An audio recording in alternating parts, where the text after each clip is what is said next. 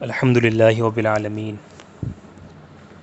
والصلاة والسلام علی سید المرسلین اما بعد فاعوذ باللہ من الشیطان الرجیم بسم اللہ الرحمن الرحیم ربنا انی اسکنت من ذریتی بواد غیر ذی زرع عند بیتک المحرم ربنا لیقیموا الصلاة فاجعل أفئدة من الناس تهوی الیہم وارزقهم من الثمرات لعلهم يشكرون صدق اللہ العلی العظیم۔ آئیے میرے محترم بزرگوں اور دوستو، سب سے پہلے پیارے آقا مدینے کے تاجدار، ہم غریبوں کے غم خوار پیارے آقا صلی اللہ علیہ وسلم کی بارگاہ بے کس پناہ میں درود شریف کا ہدیہ نذرانہ پیش کریں۔ پڑھے بآواز بلند، اللہ رب محمد صلی اللہ علیہ وسلم نحن عباد محمد صلی اللہ علیہ وسلم۔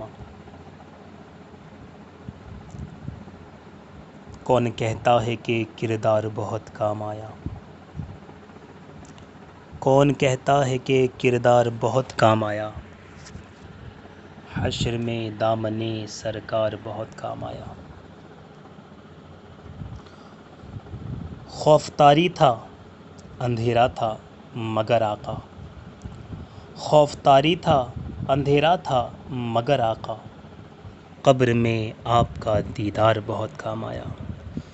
اور ڈھونڈتی رہتی ہیں دنیا کی مسرت مجھ کو، ڈھونڈتی رہتی ہیں دنیا کی مسرت مجھ کو، میرے سرکار آپ کا غم میرے کام بہت آیا۔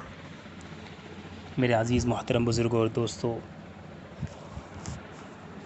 آج آپ حضرات کے سامنے میں حضرت ابراہیم علیہ السلام اور حضرت اسماعیل علیہ السلام کا ذکر کروں گا، اور اس ضمن میں انشاءاللہ بہت سے مسائل بیان ہوں گے جن سے عقائد اور ہمارے اخلاق اور اعمال کی اصلاح ہوگی۔ آپ حضرات بڑے سکون اور اطمینان سے سماعت فرمائیں۔ میرے محترم بزرگوں اور دوستو، حضرت ابراہیم علیہ السلام جلیل القدر پیغمبر ہیں۔ آپ کی عمر شریف 90 برس کی ہو گئی تھی اور آپ کے یہاں اولاد نہیں ہوئی تھی۔ 90 برس کی عمر میں آپ نے اللہ کی بارگاہ میں اولاد کے لیے دعا کی، رب ہب لی من الصالحین، اے میرے رب مجھے نیک بیٹا عطا فرما۔ میرے عزیز محترم بزرگوں اور دوستو، اس دعا میں غور فرمائیے، صرف یہ نہیں کہا یا اللہ مجھے بیٹا دے، بلکہ یہ دعا کی کہ نیک بیٹا عطا فرما۔ اولاد نیک ہو تو ماں باپ جب نیک اولاد کو دیکھتے ہیں تو ان کی آنکھیں ٹھنڈی ہوتی ہیں اور دل خوش ہوتا ہے، اور اگر اولاد بری ہو تو ماں باپ جب دیکھتے ہیں تو ان کی آنکھیں روتی ہیں اور دل جلتا ہے۔ نیک اولاد ماں باپ کا نام روشن کرتی ہے اور بری اولاد ماں باپ کی بدنامی کا باعث بنتی ہے۔ نیک اولاد مرنے کے بعد بھی ماں باپ کے لیے اجر و ثواب کا باعث بنتی ہے۔ چنانچہ نبی کریم صلی اللہ علیہ وسلم نے ارشاد فرمایا کہ جب آدمی مر جاتا ہے تو اس کے اعمال منقطع ہو جاتے ہیں، لیکن اگر وہ نیک بیٹا چھوڑ دے جو ان کے لیے دعا کرتا رہے تو اعمال کا سلسلہ جاری رہتا ہے۔ بیٹے کی دعا کا صلہ اور اجر مرنے کے بعد بھی اس کے ماں باپ کو ملتا رہے گا۔ تو دعا کرو کہ اللہ تعالیٰ اگر اولاد دے تو نیک ہو۔ نیک اولاد نماز پڑھے گی، قرآن پاک کی تلاوت کرے گی تو یقیناً ماں باپ کی بخشش کی دعا کرے گی۔ اگر اولاد نمازی نہ ہوئی، قرآن پڑھنے والی نہ ہوئی، تو وہ ماں باپ کے لیے کیا دعا کرے گی؟ اولاد اگر نیک ہو تو ماں باپ کو کتنا فائدہ حاصل ہوتا ہے، اس کا اندازہ اس واقعے سے لگائیں۔ امام فخر الدین رازی رحمۃ اللہ تعالی علیہ نے تفسیر کبیر میں بسم اللہ شریف کے مسائل اور فوائد میں یہ بات نقل فرمائی ہے کہ حضرت عیسیٰ علیہ السلام ایک قبرستان سے گزرے تو دیکھا کہ ایک شخص کو قبر میں عذاب ہو رہا ہے۔ آپ گزر گئے، چند دنوں کے بعد حضرت عیسیٰ علیہ السلام اسی راستے سے گزرے تو واپسی کے موقع پر دیکھا کہ وہ شخص نجات پا چکا تھا اور اس کی قبر جو جہنم کا گڑھا بنی ہوئی تھی اب وہ جنت کا باغ بن چکی ہے۔ حضرت عیسیٰ علیہ السلام نے اللہ تعالیٰ کی بارگاہ میں عرض کی، یا اللہ جب میں گیا تھا تو اس شخص کو عذاب قبر میں مبتلا دیکھ کر گیا تھا، اور اب واپسی پر دیکھ رہا ہوں تو وہ نجات پا چکا ہے اور اس کی قبر گلزار بنی ہوئی ہے، تو کس وجہ سے؟ اللہ تعالیٰ نے ارشاد فرمایا کہ اے پیغمبر، یہ شخص بڑا گنہگار تھا، اس کو اس کی بداعمالی کی سزا مل رہی تھی اور یہ عذاب قبر میں مبتلا تھا، مگر جب یہ مرا تھا تو اپنی بیوی کی گود میں ایک چھوٹا سا بچہ چھوڑ آیا تھا، اب اس کا وہ بچہ 6-7 برس کا ہو گیا، اس کی بیوی نے اس کو لیا اور ایک عالم دین کے پاس چلی گئی اور کہا، مولوی صاحب اس کو اللہ کا نام سکھاؤ۔ مولوی صاحب نے بچے کو بسم اللہ پڑھا کر یہ کہا، بیٹا اب ایک طرف بیٹھ کر اس سبق کو اچھی طرح یاد کرو۔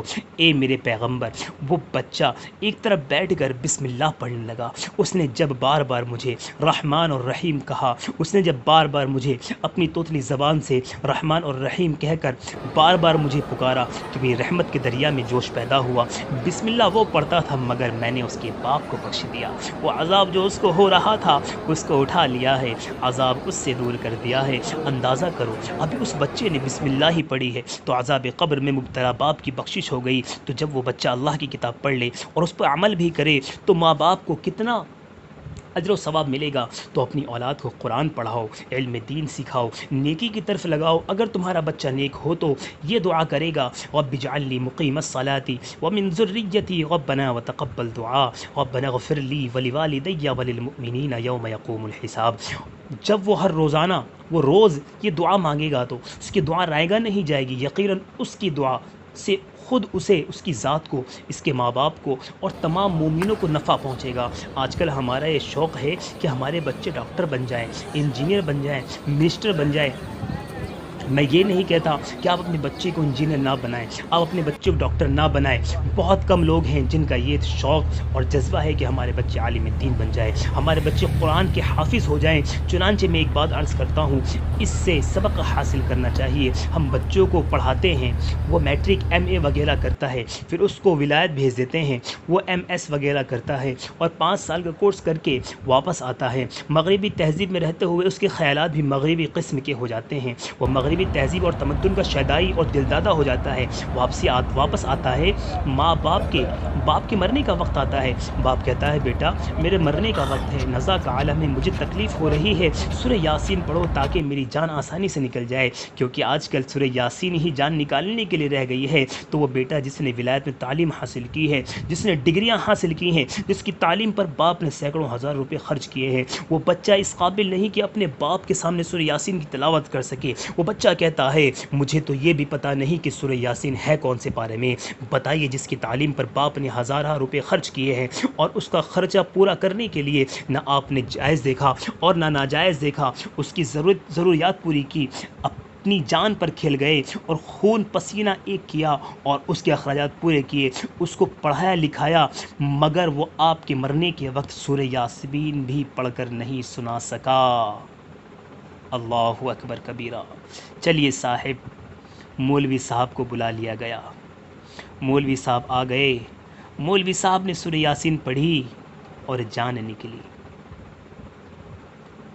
اس کے بعد اس گریجویٹ بچے کو یہ بھی پتہ نہیں ہے کہ کفن پر کتنا کپڑا لگے گا اور کفن کیسے بنانا ہے۔